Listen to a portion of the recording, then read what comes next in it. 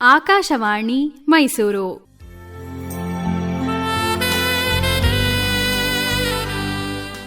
ಕೇಳುಗರಿಗೆಲ್ಲ ನಮಸ್ಕಾರ. ನಮ್ಮ ಆರೋಗ್ಯ ಕಾರ್ಯಕ್ರಮಕ್ಕೆ ಸ್ವಾಗತ.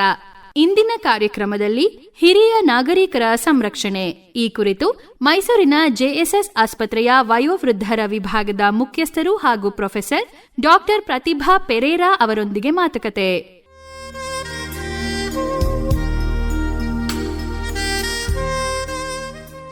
ಡಾಕ್ಟರ್ ಪ್ರತಿಭಾ ಅವರೇ, ಕಾರ್ಯಕ್ರಮಕ್ಕೆ ಸ್ವಾಗತ. ನಮಸ್ಕಾರ ಎಲ್ಲರಿಗೂ. ನಿಮಗೂ ತೇಜಸ್ವಿನಿ ಅವರೇ. ಪ್ರತಿಭಾ ಮೇಡಮ್, ಹೇಳಿ, ಈ ಕುಟುಂಬ ಸದಸ್ಯರು ಮನೆಯ ಹಿರಿಯರ ಆರೈಕೆಯಲ್ಲಿ ಯಾವ ಜವಾಬ್ದಾರಿಯನ್ನ ನಿಭಾಯಿಸಬೇಕು ಅಂತ?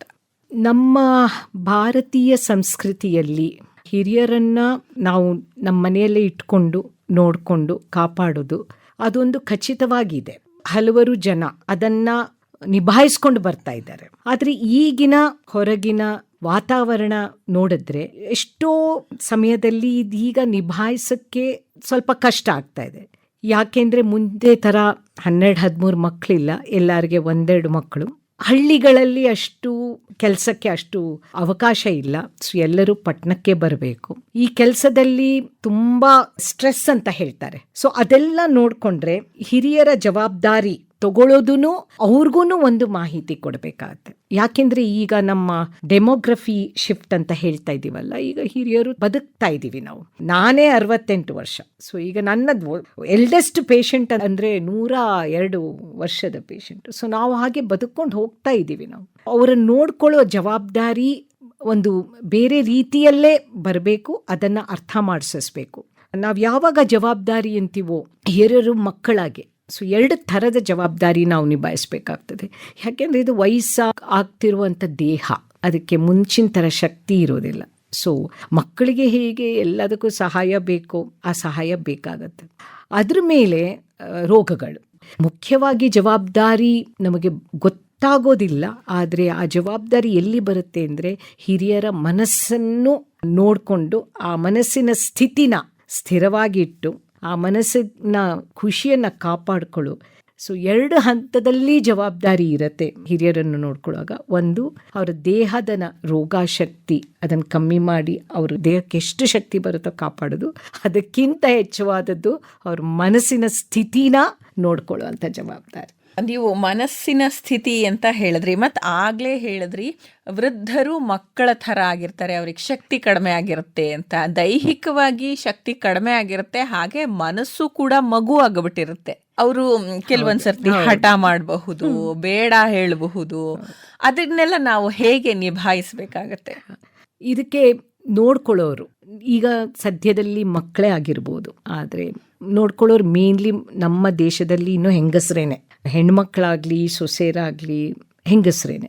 ಇದರಲ್ಲಿ ಅವ್ರವ್ರ ಸಮಸ್ಯೆಗಳೂ ಇರುತ್ತೆ. ಪಾಪ ಕೇರರ್ ಅವ್ರ ಸಮಸ್ಯೆ ಜೊತೆ ವಯೋವೃದ್ಧರ ಕೊರತೆಗಳನ್ನು ಅವರು ನೋಡಿಕೊಂಡು ನಿಭಾಯಿಸಬೇಕು.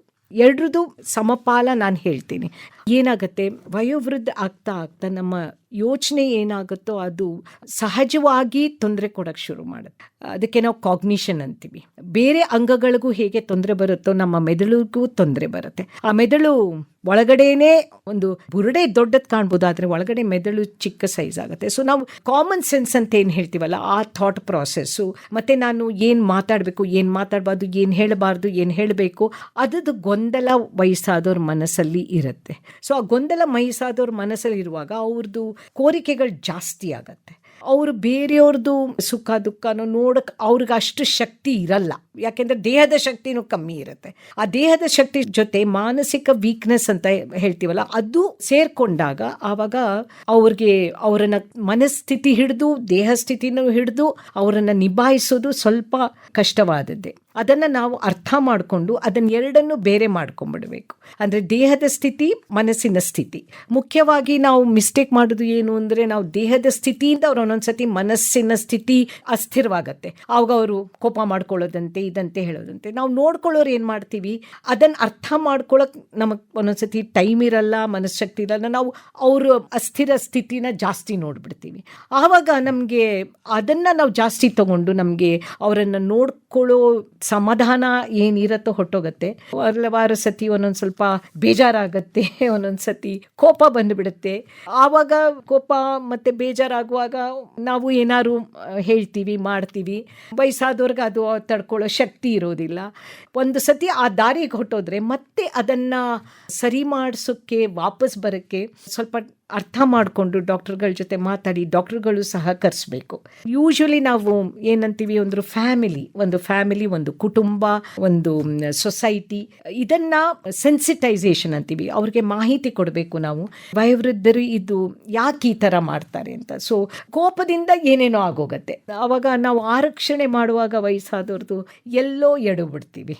ಅವರ ಮನಸ್ಸಿನ ಸ್ಥಿತಿ ಇರಬಹುದು, ಅಥವಾ ಅವರ ಅನುಭವಗಳು ಇರಬಹುದು, ಅಥವಾ ಇನ್ನೊಂದು ನಮಗೆ ಮತ್ತೆ ನಮ್ಮ ಮನೆಯ ಹಿರಿಯರಿಗೆ ಇರುವಂತ ಏಜ್ ಗ್ಯಾಪಿನಿಂದ ಕೂಡ ನಾವು ಯೋಚನೆ ಮಾಡೋ ರೀತಿ, ಅವರು ಯೋಚನೆ ಮಾಡೋ ರೀತಿ ಬೇರೆ ಇರತ್ತೆ. ಇದರಿಂದನೂ ಕೂಡ ಈ ತರ ಏನಾದ್ರೂ ಮನೆಯಲ್ಲಿ ಸಮಸ್ಯೆಗಳು ಬರಬಹುದು. ಆದ್ರೆ ನಾವು ಯಾವಾಗ್ಲೂ ಹಿರಿಯರನ್ನ ಗೌರವಿಸಬೇಕು ಅನ್ನೋದೇ ನಮ್ಮ ಭಾರತೀಯ ಸಂಸ್ಕೃತಿಯ ಒಂದು ಮೊದಲ ಮೆಟ್ಟಿಲು ಅಂತ ಅನ್ಕೊಳ್ತೀನಿ. ಮೊದಲು ಹಿರಿಯರಿಗೆ ಗೌರವವನ್ನ ಕೊಡಬೇಕು ಅನ್ನೋದು. ಕೊಡಬೇಕು, ಅದು ಸರಿ. ವಯಸ್ಸಾದವ್ರಿಗೆ ನಾವು ಗೌರವ ಕೊಡಬೇಕು. ಆದರೆ ವಯಸ್ಸಾದವರು, ನಾವೀಗ ವಯಸ್ಸಾಗಿದ್ದೀವಿ, ನಮಗೆ ವಯಸ್ಸಾಗಿ ನಾವು ಇಷ್ಟು ವರ್ಷ ನೋಡಿಕೊಂಡು ನಮ್ಮ ಮಾಹಿತಿ ಕಲ್ತಿರೋದ್ರಲ್ಲಿ ಸಮಾಧಾನ ನಾವೂ ತಂದ್ಕೋಬೇಕು. ಈಗ ನನಗೆ ಹೇಳ್ಕೊತೀನಿ, ನಾವೊಂದು ಒಟ್ಟು ಕುಟುಂಬದಲ್ಲಿದ್ದೀವಿ. ನನ್ನ 2 ಗಂಡು ಮಕ್ಕಳು, ಸೊಸೆರು ಎಲ್ಲ. ನಾನು ದಿನ ಬೆಳಗ್ಗೆ ಹೇಳ್ಕೊತೀನಿ, ನೀ ಸರಿ ಇರು ಅಂತ ನಾನೇ ಹೇಳ್ಕೊತೀನಿ. ಸೊ ಅದು ಬರಬೇಕಾಗತ್ತೆ. ಬಟ್ ಕಷ್ಟ ಬರೋದು ಏವಾಗ ಅಂತಂದರೆ, ಒಂದು ವಯಸ್ಸಾದವ್ರಿಗೆ ನಾವು ಡಿಮೆನ್ಷಿಯಾ ಅಂತ ಹೇಳ್ತೀವಿ. ಅಂದರೆ ಅವ್ರಿಗೆ ಯಾವ ರೀತಿನಲ್ಲೂ ನೆನಪು ಬರೋದಿಲ್ಲ, ನೆನಪು ಶಕ್ತಿ ಹೊಟ್ಟೋಗುತ್ತೆ, ಯೋಚನೆ ಮಾಡುವ ರೀತಿನೂ ಹೊಟ್ಟೋಗುತ್ತೆ. ಅದಕ್ಕೆ ಎಲ್ಡರ್ಲಿ ಡಿಪ್ರೆಷನ್ ಅಂತ ಹೇಳ್ತೀವಿ. ಅವ್ರಿಗೆ ಎಮೋಷ್ನಲ್ ಇನ್ಸ್ಟೆಬಿಲಿಟಿ ಆಗ್ಬಿಡುತ್ತೆ. ಮತ್ತೆ ಈ ಥರ ಮನಸ್ಸಿನ ಅಂದರೆ ಯೋಚನೆ ಕುರಿತು ರೋಗಗಳು ಬರುತ್ತಲ್ಲ, ಆವಾಗ ನಾವು ಅವರನ್ನು ನಿಜವಾಗ್ಲೂ ಪ್ರೀತಿ ಮತ್ತು ತಾಳ್ಮೆಯಿಂದ ನೋಡ್ಕೋಬೇಕು. ಯಾಕೆಂದರೆ ಈ ಸ್ಥಿತಿನಲ್ಲಿ ಅವ್ರು ಏನು ಮಾಡ್ತಾ ಇದ್ದಾರೆ, ಏನು ಆಗತ್ತೆ, ಏನು ಹೇಳಬೇಕು ಎಲ್ಲ ಮರ್ತು ಹೋಗಿರುತ್ತೆ. ಮೋಸ್ಟ್ ಆಫನ್ ವಯಸ್ಸಾದವ್ರ ಜೀವನದಲ್ಲಿ ಅವ್ರಿಗೆ ಕೇರ್ ಇಲ್ಲದೆ ಕಷ್ಟಪಡೋದು ಅವ್ರ ಮನಸ್ಥಿತಿ ಈ ಥರ ಆಗುವಾಗ ಅದನ್ನು ನಾವು ಕಮ್ಯುನಿಟಿಗೆ ಅರ್ಥ ಮಾಡಿಸ್ಬೇಕು.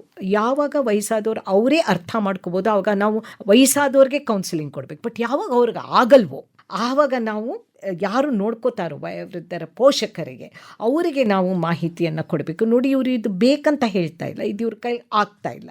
ನೆಕ್ಸ್ಟು ಬಾಡಿ, ಅಂದರೆ ಒಂದೊಂದೆರಡು ಪ್ರಾಬ್ಲಮ್ ಇದೆ ವಯಸ್ಸಾದವ್ರಿಗೆ. ಯಾವಾಗ ಅವ್ರಿಗೆ ಪಾಪ ಅವ್ರು ಮಾಡ್ಕೊಳ್ಳೋಕ್ಕೆ ಸಾಧ್ಯ ಇಲ್ಲ. ಪಾರ್ಕಿನ್ಸನ್ಸ್ ಅಂತೀವಿ. ಆ ಪಾರ್ಕಿನ್ಸನ್ ಬಂದಾಗ ಅವ್ರಿಗೆ ಮೂವೇ ಮಾಡೋಕ್ಕಾಗಲ್ಲ. ಒಂದು ಸ್ಟೇಜ್ 4 ಪಾರ್ಕಿನ್ಸನ್ ಬಂದು ಬಿದ್ದುಬಿಟ್ಟಾಗ ಏನಾಗುತ್ತೆ, ಒಂದು ಫ್ರ್ಯಾಕ್ಚರ್ ಆಗಿಬಿಡುತ್ತೆ. ಫ್ರ್ಯಾಕ್ಚರ್ ಆದಮೇಲೆ ಬೆಡ್ಡಲ್ಲಿ ಇದ್ದುಬಿಡ್ತಾರೆ. ಬೆಡ್ಡಲ್ಲಿ ಇರುವಾಗ ಬೆಡ್ ಸೋರು, ಅವ್ರಿಗೆ ಮೂವ್ ಮಾಡೋಕ್ಕಾಗೋದಿಲ್ಲ. ಸೊ ನಾವು ಕಮ್ಯುನಿಟಿಗೆ ಮಾಹಿತಿ ಕೊಡಬೇಕು. ಯಾವ ಸ್ಥಿತಿನಲ್ಲಿ ನಾವು ನಮ್ಮದೇ ಸ್ವತಃ ಮೀರಿ ವಯಸ್ಸಾದವ್ರನ್ನ ಅವರ ಹಂತಕ್ಕೆ ಹೋಗಿ ನೋಡ್ಕೋಬೇಕು. ಡಿಸ್ಕ್ರಿಷನ್ ನಮಗೆ ಬರಬೇಕು. ಮತ್ತೆ ಇನ್ನೊಂದು ಅಂತ ಅಂದ್ರೆ, ಈ ಸಾಮಾನ್ಯವಾಗಿ ಹಿರಿಯರಿಗೆ ಒಂಟಿತನ ಕಾಡೋದಕ್ಕೆ ಶುರುವಾಗ್ಬಿಡುತ್ತೆ. ಒಂದು ಹಂತದ ತನಕ ಅವರು ತುಂಬಾ ಸಮಾಜದಲ್ಲಿ ಬೆರ್ತಿರ್ತಾರೆ, ದಿನನಿತ್ಯ ಅವ್ರ ಆಫೀಸಿಗೆ ಹೋಗ್ತಿರ್ತಾರೆ. ಆದ್ರೆ ಅದರ ನಂತರ ಅವರಿಗೆ ಎಲ್ಲೋ ಖಾಲಿ ಜೀವನ ಅಂತ ಅನ್ಸೋದಕ್ಕೆ ಶುರುವಾಗ್ಬಿಡುತ್ತೆ. ಅದರಿಂದ ಅವರು ಹೇಗೆ ಹೊರಗೆ ಬರ್ಬೇಕಾಗತ್ತೆ? ಈಗ ನೋಡಿ, ಎಲ್ಲೋ ನೀವು ಈ ಕತೆ ಕೇಳಿರ್ಬೋದು. ವಯೋವೃದ್ಧರು ಹೋಗಿ ಒಂದು ಟೆಲಿಫೋನ್ ಶಾಪಲ್ಲಿ ಮೊಬೈಲಿ, ನೋಡಪ್ಪ ನಂದು ಟೆಲಿಫೋನ್ ಯಾಕೋ ವರ್ಕ್ ಆಗ್ತಾ ಇಲ್ಲ ಅಂತ ಕೇಳ್ತಾರೆ. ಇಲ್ಲ, ವರ್ಕ್ ಆಗ್ತಿದೆಯಲ್ಲ ಅಂದರೆ, ಹೌದಾ, ನನ್ನ ಮಗಂದು ಕಾಲೇ ಬರ್ತಿಲ್ಲ. ನಮ್ಮ ನಿತ್ಯ ಜೀವನದಲ್ಲಿ ಹಾಗಾಗ್ಬಿಟ್ಟಿದೆ. 1-2 ಮಕ್ಕಳು ಅವರು ಹೊಟ್ಟೋಗ್ತಾರೆ. ಮತ್ತು ಈಗ ಒಟ್ಟು ಕುಟುಂಬ ಇರೋದು ಬಹಳ ಕಮ್ಮಿ ಆಗೋಗಿದೆ. ಮಕ್ಕಳು ಬೇರೆ ಇರ್ತಾರೆ. ಇದು ನಾವು ಚೇಂಜ್ ಮಾಡೋಕ್ಕೂ ಕಷ್ಟ.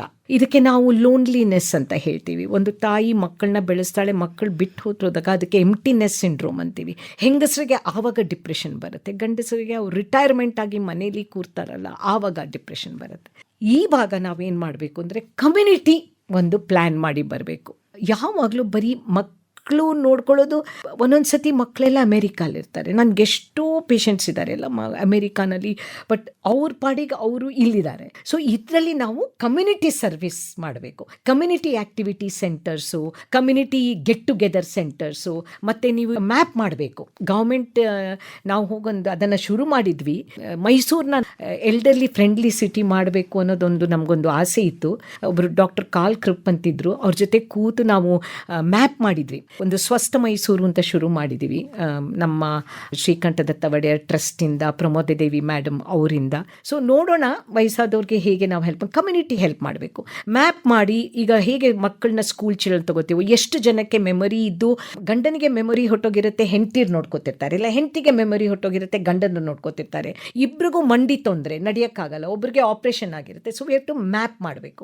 ಮ್ಯಾಪ್ ಮಾಡಿಬಿಟ್ಟು ಒಂದು 12 ಕಿಲೋಮೀಟರಲ್ಲಿ ಒಂದು ಆಕ್ಟಿವಿಟಿ ಸೆಂಟರ್ ಮಾಡಿ ಒಂದು ಸ್ಕೂಲ್ ಬಸ್ ತರ ಮಾಡಬೇಕು ಅಂತಿದ್ವಿ. ಆ ಸ್ಕೂಲ್ ಬಸ್ ಹೋಗಿ ಎಲ್ಲಾನು ಕರ್ಕೊಂಡು ಬಂದು ಆ ಆಕ್ಟಿವಿಟಿ ಸೆಂಟರ್ಗೆ ಕರ್ಕೊಂಡು ಬಂದು ಅವರು ಬೇರೆಯವ್ರ ಜೊತೆ ಮಿಕ್ಸ್ ಮಾಡಿ ಕಮ್ಯುನಿಟಿ ಅದನ್ನು ಹೆಲ್ಪ್ ಮಾಡಬೇಕು. ಇನ್ನೊಂದೇನು ಮಾಡಬೇಕು ಅಂದರೆ, ನಾವು ಸ್ಕೂಲ್ಗಳಲ್ಲಿ ಹೋಗಿ ಯಾರ್ಯಾರು ಎಲ್ಡರ್ಲಿ ಯಾರಿಗೂ ಇರಲ್ವೋ ಅವ್ರಿಗೆ ಅಡಾಪ್ಟ್ ಮಾಡಿ. ಈಗ ನಾವು ಮಕ್ಕಳನ್ನ ಅಡಾಪ್ಟ್ ಮಾಡ್ತೀವಿ, ಈಗ ಸ್ಕೂಲ್ ಚಿಲ್ಡ್ರನ್ಗಳಿಗೆ ಅವ್ರಿಗೂ ಎಂಪತಿ ಬರಬೇಕು. ಸೊ ಹೋಗ್ಬಿಟ್ಟು ಈ ಥರ ಎಲ್ಡರ್ಲಿನ ಅಡಾಪ್ಟ್ ಮಾಡಿ ದೇ ವಿಲ್ ಗೋ, ಆ ವಯೋವೃದ್ಧರ ಜೊತೆ ಸ್ವಲ್ಪ ಕಾಲ ಕಳೆದು, ಸೊ ಇವ್ರಿಗೂ ಮಕ್ಕಳ ಜೊತೆ ಕಾಲ ಕಳೆದಾಗ ಅವ್ರಿಗೆ ಹ್ಯಾಪಿನೆಸ್ ಬರುತ್ತೆ.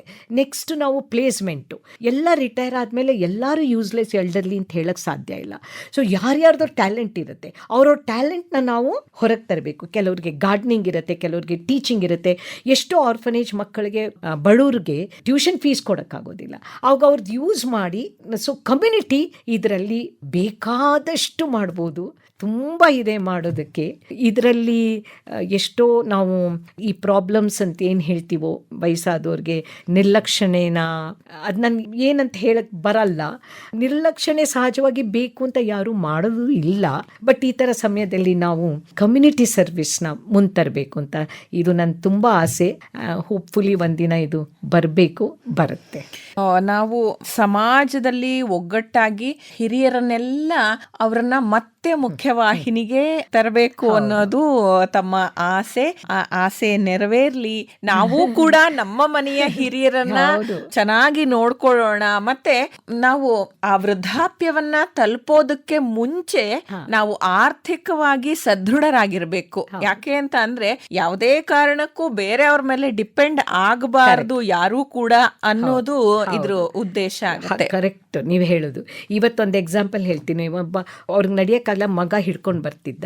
ಸೊ ನಾನಂದೆ, ಅಮ್ಮ ನೀನು ಎದ್ದೇಳಿ, ಅವ್ರಿಗೆ ಹೇಳೋಕ್ಕಾಯಿತು. ಸೆಟ್ ನಿಮ್ಗೆ ಎದ್ದೇಳಕ್ಕಾಗತ್ತೆ, ನೀವು ಯಾಕೆ ಮಗ ಹಿಡಿಬೇಕು? ಇಲ್ಲ, ನನಗೆ ಕೋಲ್ ಹಿಡಿಯೋಕ್ಕೆ ನನಗೆ ಬೇಜಾರಾಗುತ್ತೆ. ಹಾಗಾದ್ರೆ ನಿಮ್ಮ ಮಗ ನಿಮ್ಮ ಕೋಲ, ಪಾಪ ಮಗ ಬಿಟ್ಬಿಟ್ಟು ಅದ ಸೆಟ್ ಹಂಗೆ ಮಾಡ್ಬೋದು. ನಿಮ್ಗೆ ಏನಾಗುತ್ತೋ ನೀವು ಮಾಡ್ಕೋಬೇಕು, ನಿಮ್ಮ ಕೈಲಿ ಆಗತ್ತೆ, ಶಕ್ತಿ ಇರುತ್ತೆ. ಈಗ ನಂಗೆ ಕಣ್ಣು ಕಾಣ್ದಿದ್ರೆ ನಾನು ಕನ್ನಡಕ ಹಾಕೋತೀನಿ, ಅದರಲ್ಲೇನು ನನಗೆ ನಾಚಿಕೆ ಇಲ್ಲ. ನಂಗೆ ನಡೆಯೋಕ್ಕಾಗಲ್ಲ, ಒಂದು ಕೋಲ್ ಹಿಡ್ಕೋತೀನಿ, ಅದರಲ್ಲಿ ಏನು.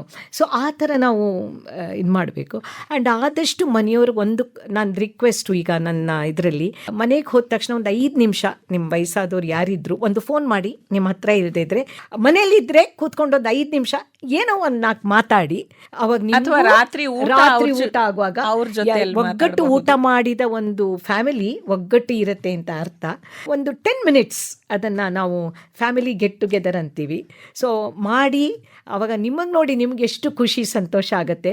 ಅವ್ರ ಕತೆ ಹೇಳ್ಕೊತಾರೆ, ನೀವು ನಿಮ್ಮ ಕತೆ ಹೇಳ್ಕೊಳ್ಳಿ, ಹಂಚಿಕೊಳ್ಳಿ, ಸಂತಸವಾಗಿರಿ, ಖುಷಿಯಾಗಿರಿ.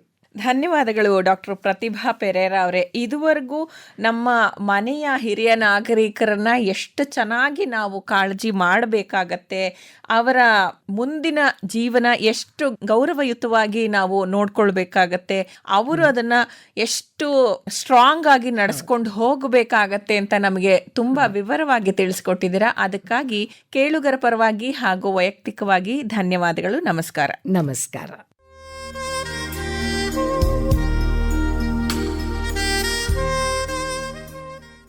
ಇದುವರೆಗೂ ನಮ್ಮ ಆರೋಗ್ಯ ಕಾರ್ಯಕ್ರಮದಲ್ಲಿ ಹಿರಿಯ ನಾಗರಿಕರ ಸಂರಕ್ಷಣೆ ಈ ಕುರಿತು ಮೈಸೂರಿನ ಜೆಎಸ್ಎಸ್ ಆಸ್ಪತ್ರೆಯ ವಯೋವೃದ್ಧರ ವಿಭಾಗದ ಮುಖ್ಯಸ್ಥರು ಹಾಗೂ ಪ್ರೊಫೆಸರ್ ಡಾಕ್ಟರ್ ಪ್ರತಿಭಾ ಪೆರೇರಾ ಅವರೊಂದಿಗೆ ಮಾತುಕತೆ ಕೇಳಿದಿರಿ. ಇವರೊಂದಿಗೆ ಭಾಗವಹಿಸಿದವರು ತೇಜಸ್ವಿನಿ ಗಿರೀಶ್. ಈ ಕಾರ್ಯಕ್ರಮ ಆಕಾಶವಾಣಿ ಮೈಸೂರು ಕೇಂದ್ರದಿಂದ ಮೂಡಿಬಂತು.